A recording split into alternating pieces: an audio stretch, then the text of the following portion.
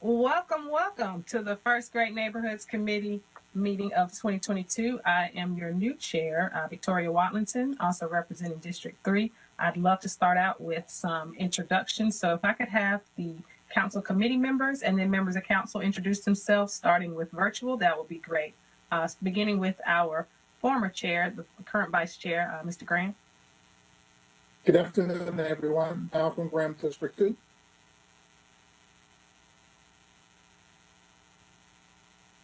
Good afternoon, Renee Johnson, District 4. I'm excited to be a part of the committee and excited to serve under your leadership, Madam Chair.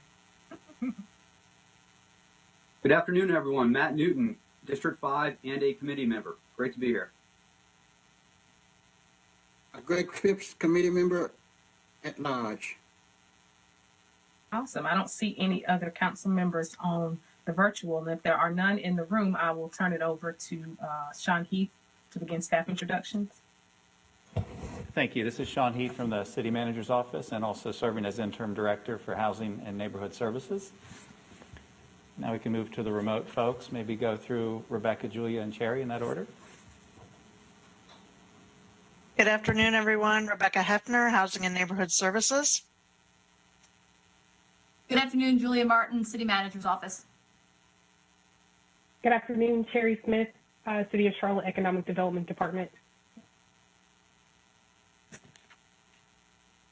And I think that is everyone. So with that, then, I'd like to say once again, welcome to our new committee members. Would love to hear your thoughts initially. We'll begin that discussion here momentarily. Would love to begin with this year with our strategic plan and making sure that we are aligned on the priorities for the committee to be working on as we go into our strategy session next month. Councilmember Graham, I did want to give you a moment if you are able to hear me. I think you're still frozen on my screen. Just as the outgoing chair to give any remarks as we begin the 2022.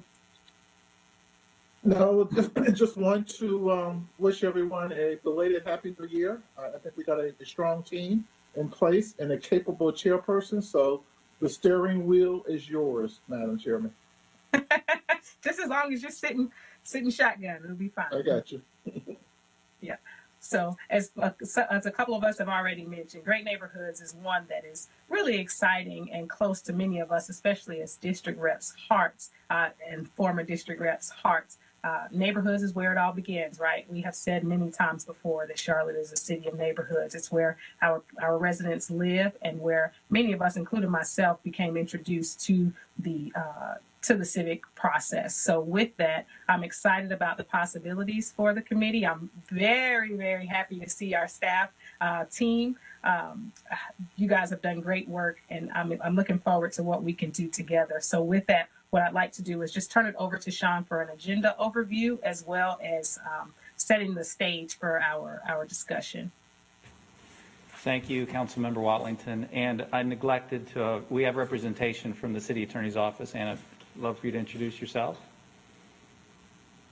Anna Schloinas, City Attorney's Office. Thank you, Anna. My apologies for that.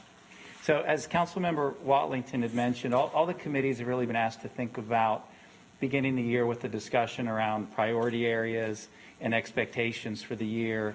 This is really intended to be a work session. So when you look at the first agenda item designated here as informational, don't fear, this will not turn into a lengthy staff presentation. You know, by design, we shared some comprehensive pre-read information in advance just to get the juices flowing as a conversation starter.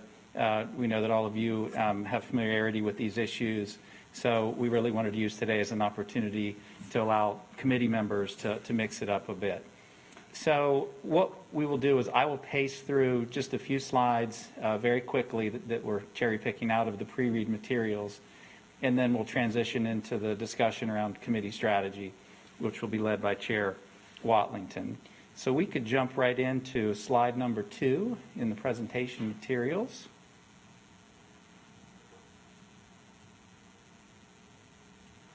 In advance, thank you very much.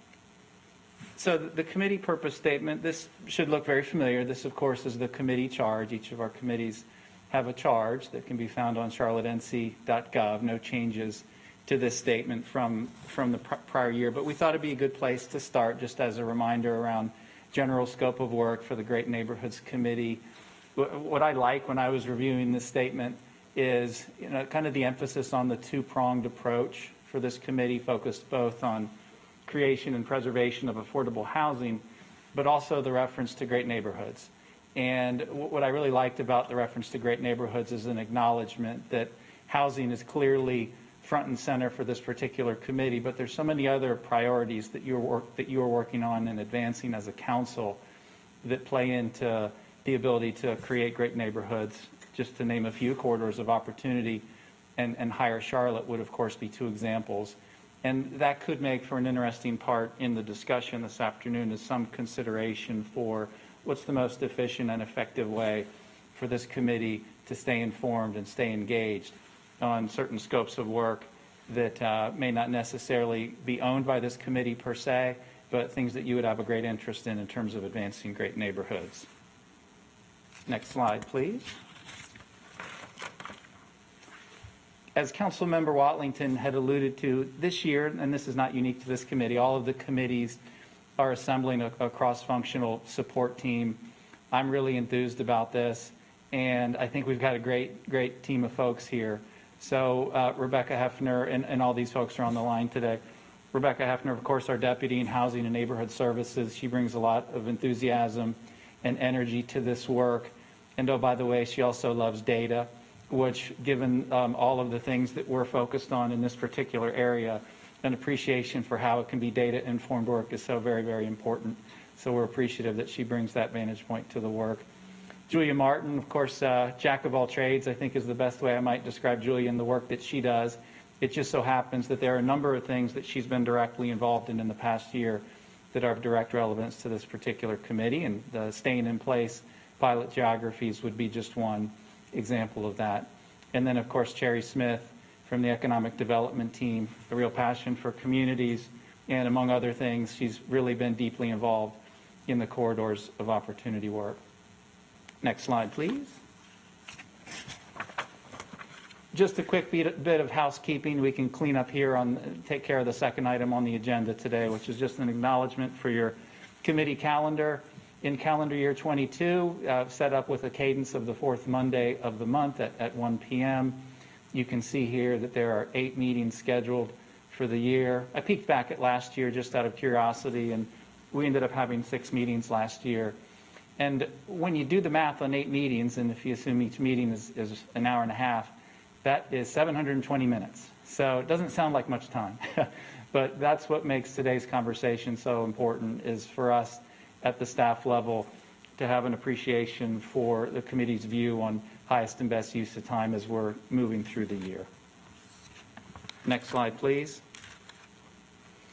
This is a slide that I noticed one of the other committees used in their opening meeting for the year, and this is pulled directly from your fall strategy retreat in Winston-Salem, so there's not new information on this slide. But I thought it was, yet again, another opportunity to reinforce the interconnectedness across city priorities that you've affirmed at your fall strategy meeting, the interconnectedness across the work of the committees.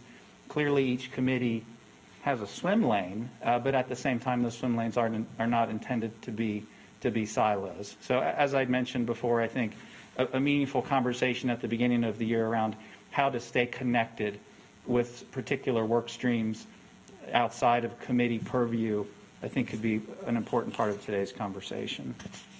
Next slide, please. Okay, I'm rounding the bend on these introductory slides. And this is a template, for lack of a better word, that all of the committees were asked to leverage and utilize to help facilitate their conversation around 2022 work planning. And this is really just intended to be a conversation starter. The words on the page here are not set on stone. This will be shaped and influenced by your conversation today. And instead of me burning up a lot of time and going through each component piece, I would just like to point out how we organized the template, with the first column really being our attempt to identify logical categories that represent scopes of work of particular interest to the Great Neighborhoods Committee. Column 2 is really approaching quote-unquote policy from a couple of vantage points. So in the first bucket here, where you see the reference to the policy framework, that's really just intended to acknowledge that, this city, of course, has a very robust set of policies and guidelines in place already. If you think about all of the activity that's happened here in Charlotte since 2018, when you established your Housing Charlotte framework, followed by guidelines associated with city use of, city land for purposes of affordable housing, guidelines related to the preservation of naturally occurable affordable housing, guidelines associated with the location of affordable housing. So you start from a position of strength in terms of having great policies in place, and staff isn't suggesting that all of those need to be reworked, but there certainly could be opportunities for you to dive into particular areas where there could be gaps or opportunities for enhancement. The second policy item further down that we've put on here for illustrative purposes would be different, and this would be a specific policy consideration that will come to committee possibly as early as your next meeting, related to source of income discrimination. And of course, the ad hoc advisory committee that was formed early in 2021 did their work throughout the calendar year, culminating in preliminary recommendations that they shared within the advisory committee in December. They're fine-tuning some of those recommendations now in hopes of being in a position to report out to this committee in February. And then finally, informational update.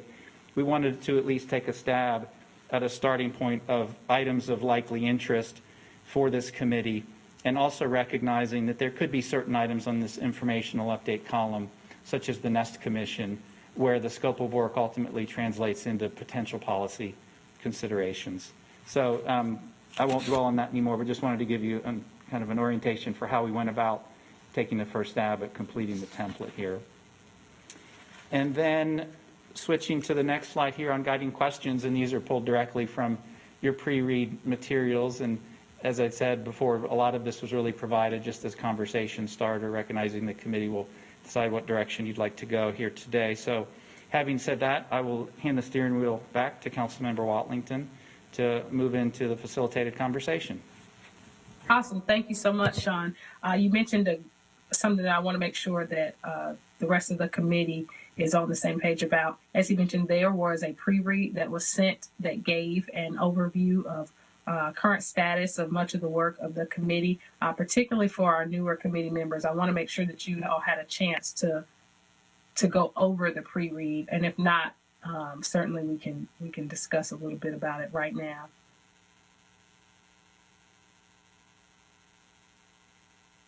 Council members Newton, Johnson, Phipps.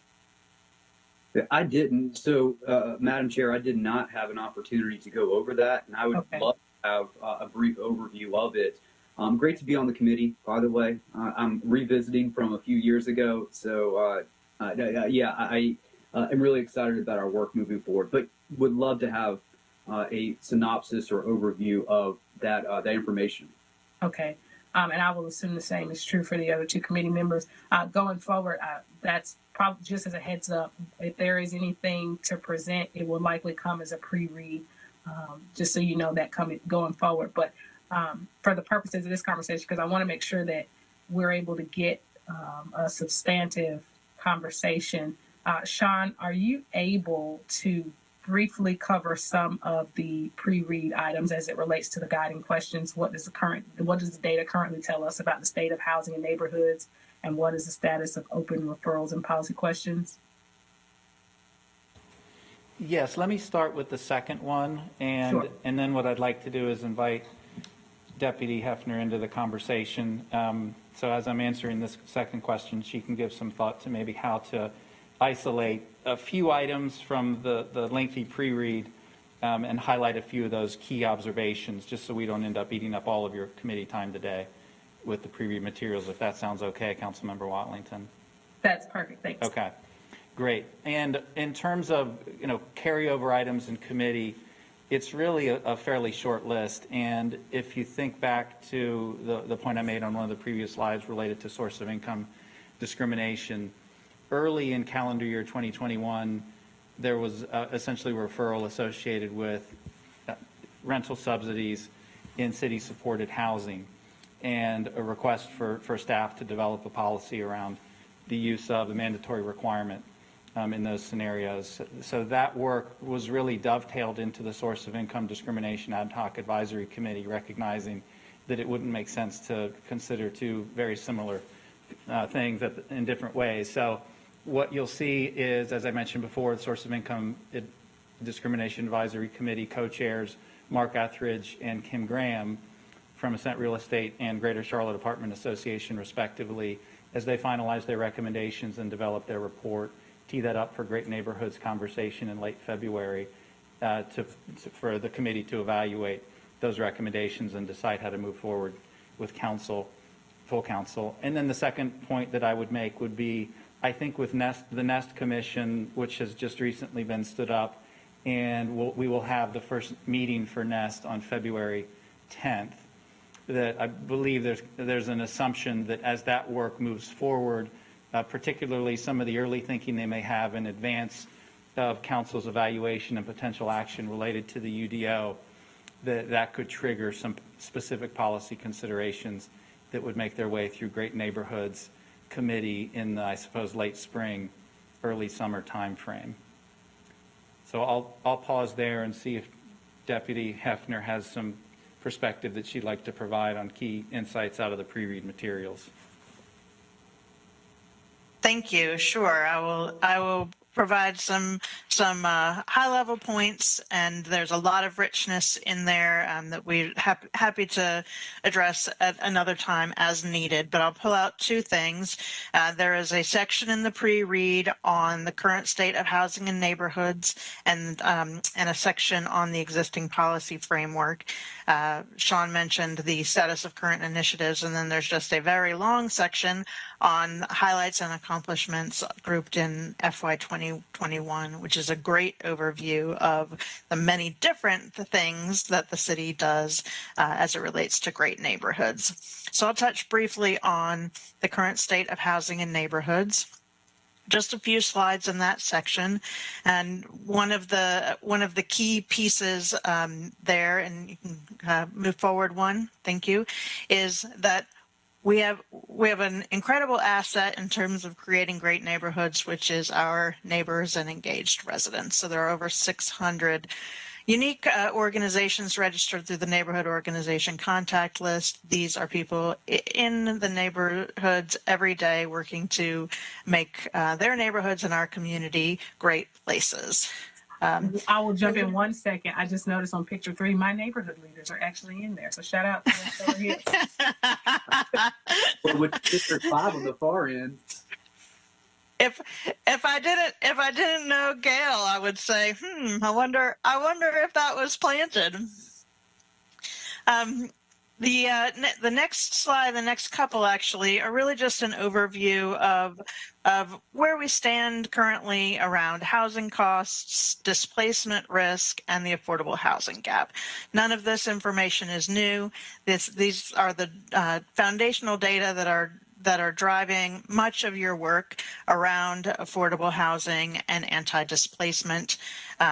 This displacement risk dashboard, you'll recall having seen last year in council, is the basis for our staying in place pilot geographies. Again, the note here is how important kind of the broad partnerships and collective investments are when it comes to mitigating displacement risk. Next slide.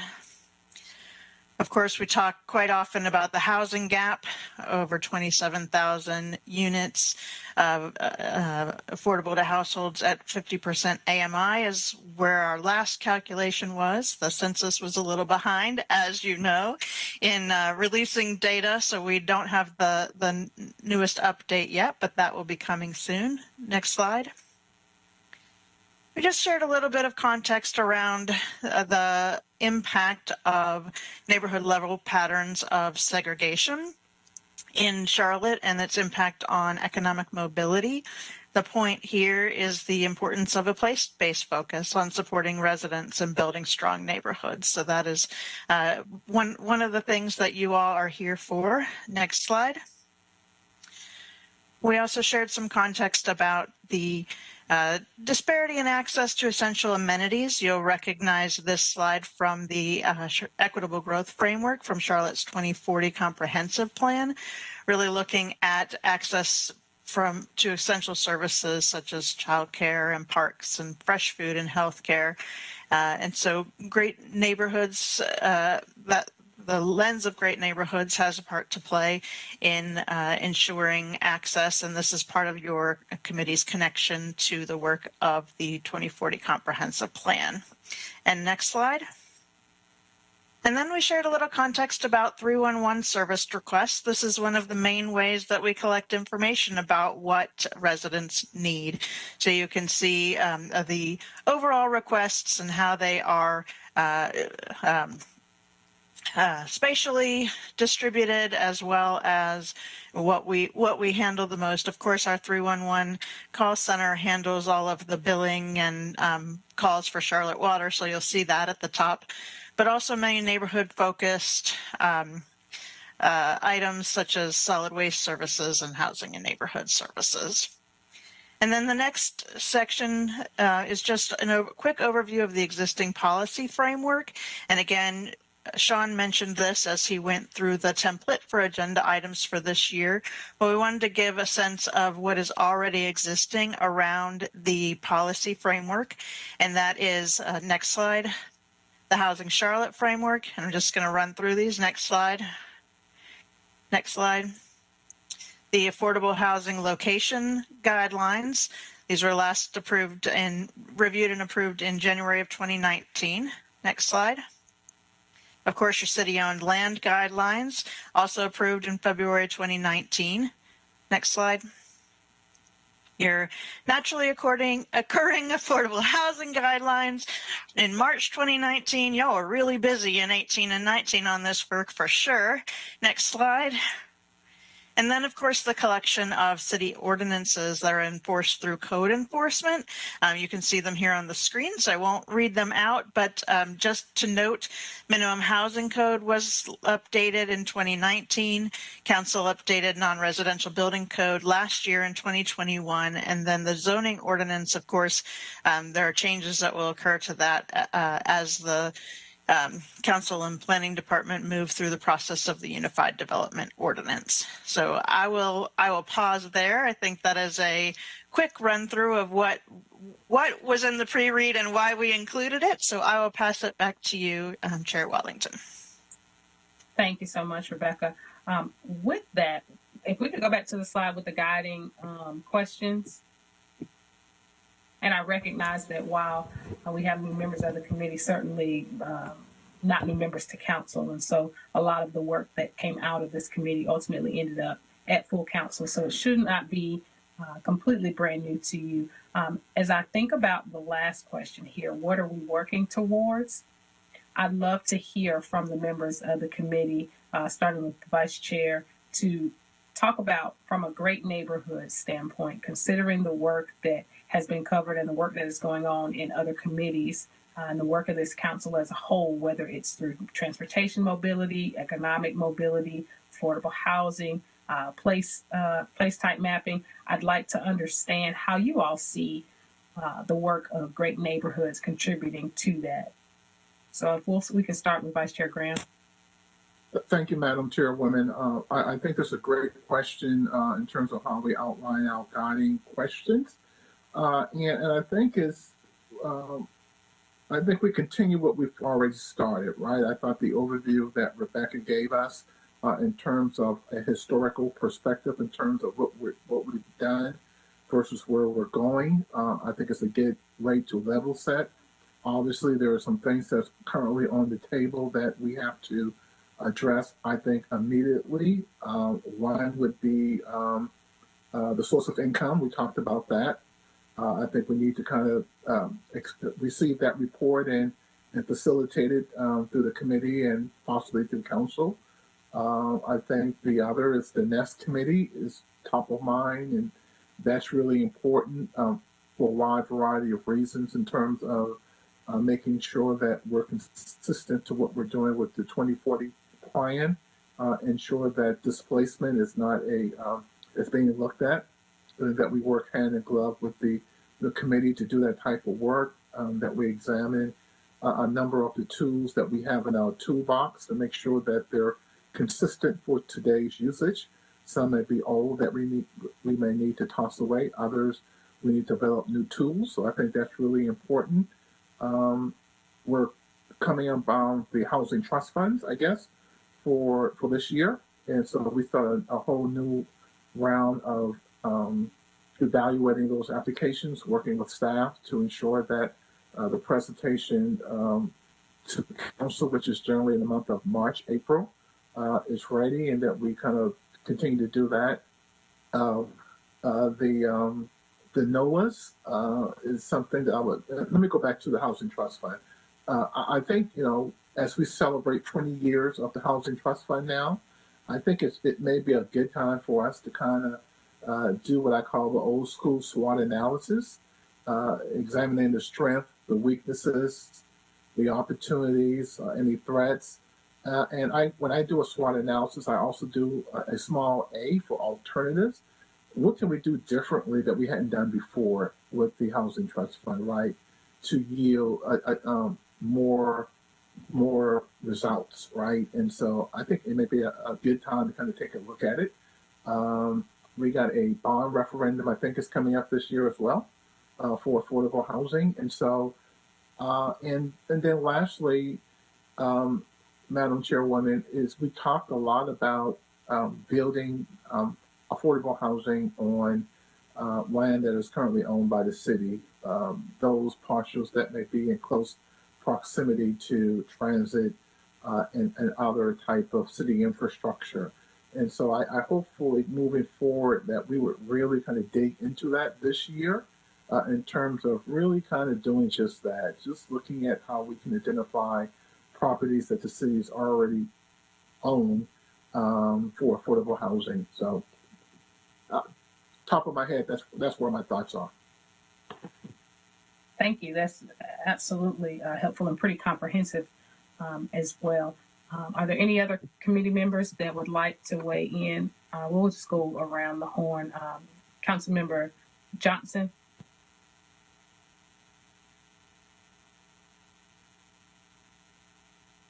Thank you, Madam Chair. I just want to sit back and observe for at least one meeting. As you stated, we're not new to council. We're all engaged in the problems and challenges with housing affordability in the city. But I also know that this committee's done some great work and the staff has done great work. So I'm with Mr. Graham in that let's finish what you all, have been working on. And I look forward to other solutions. We're working towards solutions. Ms. Heffner said that we know that our problem is for individuals who are in the 50% AMI. So that's my focus. That's always, been my focus. One of the things I'd like to see is, and I think I made the proposal that that any developer who accepts any type of city funding be required to accept the vouchers. But I know that all of that's been peeled back and there's been work on that. So I'm looking forward to listening. I'm going to listen and temper my passion, but I'm looking forward to being a part of this group. But the first step to being a part of any team or subcommittee is to take a step back and listen and see the work that's already been done. So that's what I'm looking forward to. We're working towards solutions. One of the things, and we can talk about this later, if there's someone from the zoning committee that is a part of the group, we know as council, we have all of these conflicting priorities. We know that. We know these are problems. This is great data. But on Zoning Mondays, we tend to, I don't want to say ignore, but because of competing priorities and because of the growth in the city, we have to shift our focus. But if we know that this is that this is a challenge and people are really hurting, it should always be our focus. So I don't know if there's some opportunities for zoning changes. I just have a lot of ideas, but I want to come in and be a part of this team and be an effective member of the team. So my plan is to listen, be a part of the team, and add to the work that's already begun. Thank you. Thank you, Councilmember Johnson. Councilmember Newton, do you have? Yes, Your hand ma'am. is up. Madam Chair. Yeah, and I'll put that down right now. So I think the committee has made tremendous progress over the last 2 years, and I just look forward to being a part of this group to build upon that progress. I wanted to comment on our aging in place pilot programs. So the ones that are being instituted in 2 neighborhoods. That's my understanding across the city. I'm really looking forward to those results and seeing if there's a way that we can expand that. Also, in as much as source of income discrimination is concerned, I'm really looking forward to hearing that report. I feel like when we talk about our subsidies or vouchers for city-supported housing, I feel like that, for me at least, is low-hanging fruit, and I'm wondering how we can expand beyond that, should that fit with the recommendation or the desires of the council as a whole. Wanted to touch on our policies, or our affordable housing policy framework. I would agree wholeheartedly with Councilmember Graham that a SWOT analysis I think would be tremendously helpful. At the same time, too, I hope that we can also look at how we can better follow our own policy, because when we talk about NOAA, so naturally occurring affordable housing, I feel like we're falling short of the policies we already have.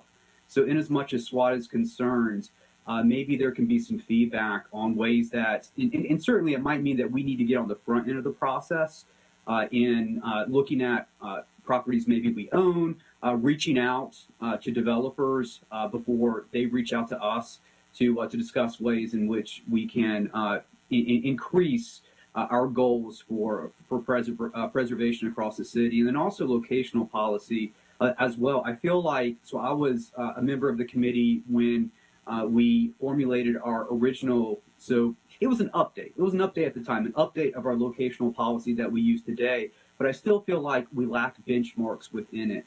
It is highly subject to interpretation, in my opinion, and I would like to see some more certainty within that policy moving forward. But those are my my comments, just initially speaking, and I really, really look forward. I think we got a great group here, and I look forward to working together to achieve those goals we're setting out to achieve. Thank you, Councilmember Newton. Councilmember Phipps. Yeah, I think the last time I was on the, back in the day, it was called the Neighborhood Development Committee. I think the last time I was on this committee or something like it was when I was first appointed back in 2005. So it's like deja vu, I guess, all over again. But I really do think that this source of income discrimination, I'm eager to see what's that going to bring forth through the recommendations later on next month. I've already had a call from, I guess, a stakeholder that's concerned about, I guess, recommendations that may be on the table right now in the direction that we might be considering, that they don't know if it's as inclusive as it maybe should be at this point. I think there's some, I guess, inclination to more or less try to enforce acceptance of vouchers on properties that the city maintains, or the city has various programs like affordable tax credits to be able to implement an acceptance of vouchers using those programs. But I don't know when it comes to I guess housing options that are more or less in the private sector. I'm wondering if we're gonna run up against significant opposition in terms of maybe dealing with the legislature in terms of trying to impose a city directive that all properties, regardless, within the city would be subject to accepting vouchers. So I think that might be a battle that might be imminent as we approach that. Also, corridors of opportunity, I've expressed before my frustration with the fact that it looks as if, at least in people I talk to, that, we got, 6 or 7 corridors, but still it looks like maybe, 2 or 3 of them are getting any real attention right now. And I don't know if that's a function of where they stand with the completion of their playbook activities, or if there's still some budget considerations we got to work through. But I would like to see more expanded coverage of the corridors as we move forward, and hopefully that would be something that we would do. As far as the committee that we put forth earlier as a result of the 2040 plan on displacement, I don't know. Was it ever determined when this committee is going to start meeting, or do we still have to jump through some hoops? It'll be next month. So this standing committee will start meeting next month? Yes, that's correct. February Good, 10th will be the first for NEST. Good. I think that'll be great. So one thing that I see as a paradox in this displacement committee is, and even when we look at naturally occurring affordable housing, is we want to, excuse the phone ringing, it's probably some spam call. I never answer my landline phone, seems like. But it seems like the policy is we want to more or less pursue natural affordable housing in areas that, which is rightfully so, that have the amenities and other things that people would find useful. But the paradox that I see in that is that, in putting some of these amenities in areas that don't have them now, that, you're going to have naturally occurring displacement as a result of it. So on one hand, we want these amenities to be in neighborhoods, and they could cause displacement. But on the other hand, in other areas that have these amenities, we don't mind more or less targeting those properties for enhanced housing options. So, I think that's something that we should look at or focus on, or just try to see the paradox in some of what we're trying to do.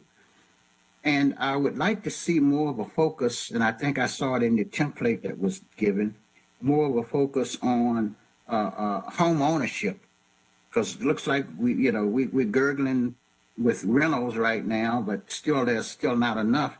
But I guess one of the ways to really create generational wealth in this country is through home ownership. And now, I don't know if you read this morning's paper or seen the news, that there are certainly some barriers that are still problematic, in that the article states that in North Carolina, the rate of denial for home mortgages for people of color is 2 to 1 to that of whites.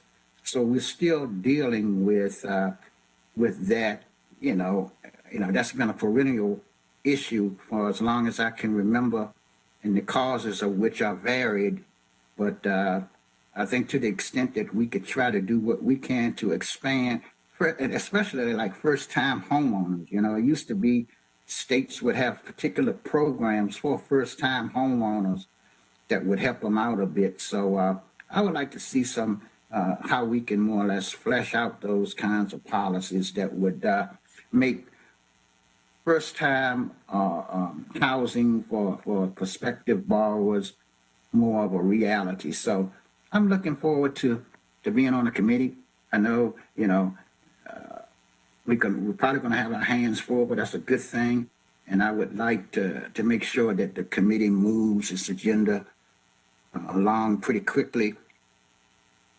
And also that I noticed this free reading was like 52 pages. I would have liked to have gotten it a little sooner than Friday. You know what I mean? I would have probably given it some eyeball time, but 52 pages of pre-reading.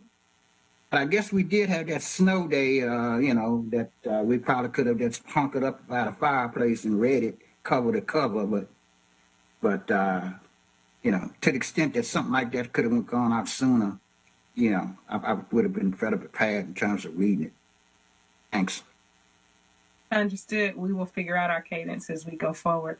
Thank you, council or committee members, for your input. I heard a lot of same issues. I think overall, if I was to sum it up, it would be a real focus on comprehensive approach to our items, whether it's in neighborhood committee in particular, or if it's in some of the other committees, making sure that our policy makes sense holistically from all of the places, whether it's the source of income, whether it's staying in place and seeing that expansion. I also definitely agree with a lot of the things that I heard from folks in terms of how do we make sure that things like corridors of opportunity is really meaningful, and it's not just something that sits in one committee and then we're not able to co-create. And so I heard that. I also heard a proactive development approach as we think about updating or creating new tools as it relates to affordable housing. I heard the home ownership focus, which leads back to economic mobility. Definitely extremely interested in how we help our first-time home buyers, as well as our folks who are transitioning out of their homes, whether they're downsizing or moving on to other cities. How do we make sure that we enable an existing stock of affordable homes for purchase, as well as how we use and leverage our housing trust fund dollars, especially considering the current balance. I also heard city-owned land, and not just city-owned, but government-owned land in general. I've got a couple of places in my district where residents have come forward with great ideas in regards to how to use old schools. And so how do we think about, from an intergovernmental perspective, making sure that we're leveraging all of our assets, our public assets. All of this requires some level of engagement with the neighborhood organizations. I think one thing that's extremely important to me is that as we think about great neighborhoods beyond the structures, how do we make sure that we're enabling the people? So I look forward to working with the Triple E Committee on how we leverage our neighborhood organizations, because I really do firmly believe that's the bedrock of the work that we do.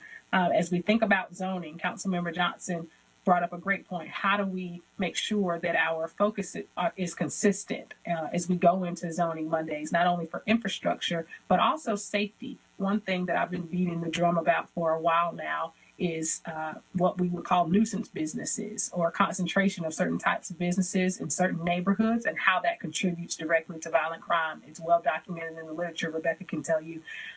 We did some research on that over the last year or so. And so how do we think about how those things play into great neighborhoods? A great neighborhood is safe. A great neighborhood, you can get around. There's access. So not only as we think about what's happening around our high density corridors, but in all types of places in our community, how do we make sure that we've got great neighborhoods that are diverse? Everybody is not necessarily going to want to live the same type of lifestyle in certain parts of the city. So we want to make sure that it's representative of all that Charlotte has to offer. So with that, I would like to pivot to staff as we close here to talk about next steps. We've heard from the committee about a lot of the things that we're interested in and that we'd like to see. I know on the plate right now that's most immediate is the report from the source of income discrimination, as well as the NEST and staying in place initiatives. So would like to know what are the next steps to compile this information and get it prepared for a broader council discussion.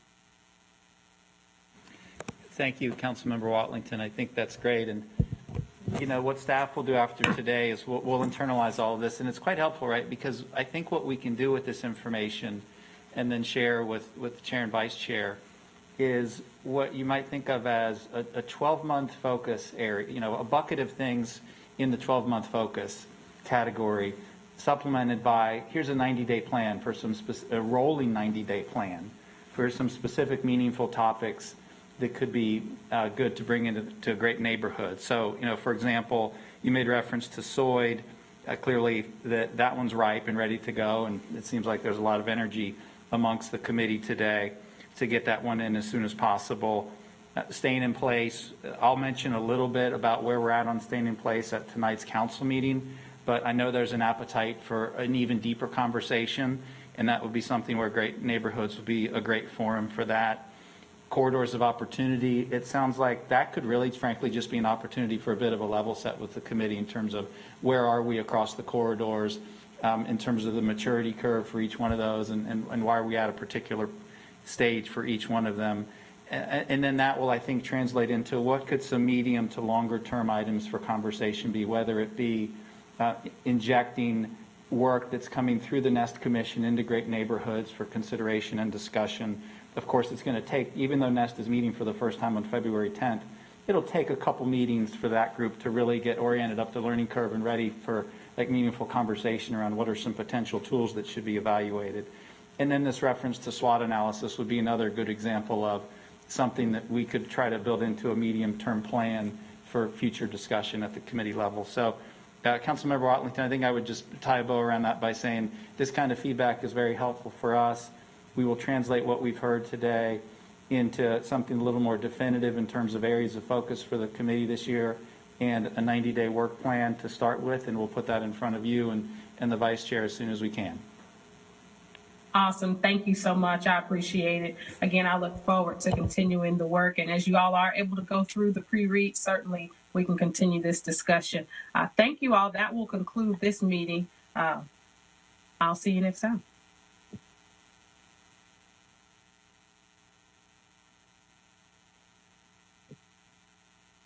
Bye, everyone.